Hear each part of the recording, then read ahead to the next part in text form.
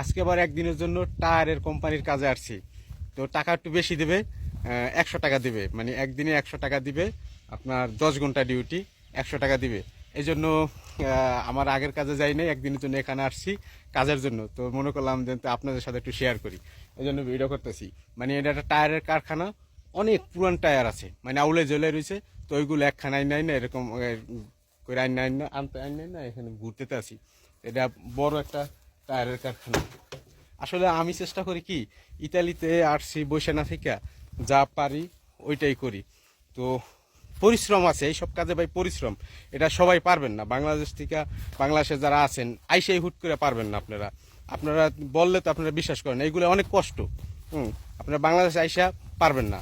আপনারা তো বলেন যে পারবো না, কি হইলো ভাই, সবাই পারে না। ইতালিতে আমি দেখছি অনেক লোকই বৈশা খায়, যে কষ্টের কাম করবে না। আপনারা স্বচক্ষে না দেখলে আপনারা বুঝবেন না, অনেকেই আছে করতে চায় না।